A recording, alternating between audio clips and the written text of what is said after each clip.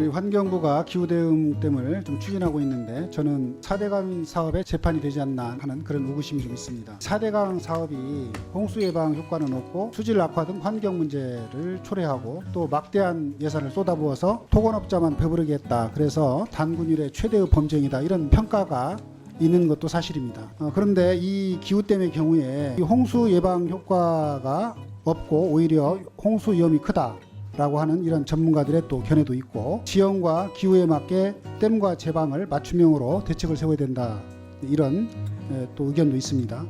그리고 왜 꼭 14개여야 되느냐 부분에 대해서도 왜 그 지역에 그 용량의 댐이 필요한지 그 절차는 제대로 지켜서 선정을 지금 하는 것인지 이런 절차의 적법성 문제도 지금 문제가 제기가 되고 있고 또 추진하는 과정에서 주민들께서 격렬하게 반대하고 있는 것이 지금 파악되고 있고 적어도 5개 지역에서 지금 반대를 하고 있는 것이 명백하게 드러나고 있습니다. 그 장관님도 이 문제에 대해서 답변을 한 것으로 알고 있는데 결국은 이 각각의 댐마다 이게 필요한지 홍수 예방 효과가 있는 건지 그리고 이 기후 변화를 예측하고 지형적인 특성을 반영하고 주민들의 요구를 고려해서 필요한지를 개별적으로 결정을 해야지 일률적으로 이렇게 결정할 문제는 아니다.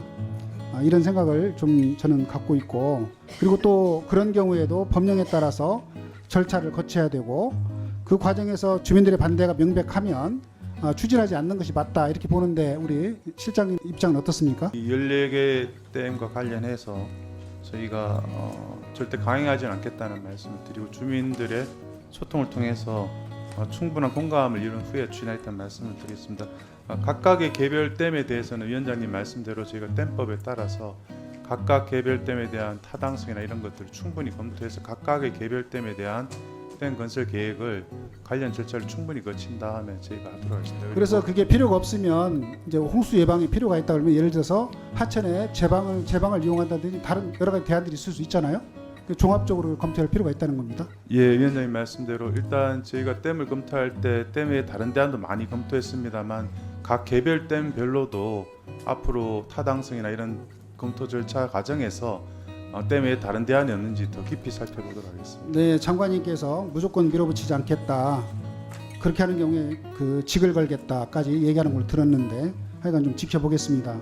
그래서 만약에 지금 우리 장관님이나 우리 실장님께서 약속하신 것을 지키지 않고 그대로 강행을 한다면 결국은 그렇게 되면 결국 이거는 이 기후 대응 댐이 기후 위기를 이유로 홍수 예방을 명분으로 해서 국민을 속이는 4대강의 재판이 될 것이다. 저는 이제 그렇게 말씀을 드리고 그렇게 되면 결국 국민의 이런 거대한 저항으로 성공하지 못할 것이다라는 점을 분명히 말씀드립니다.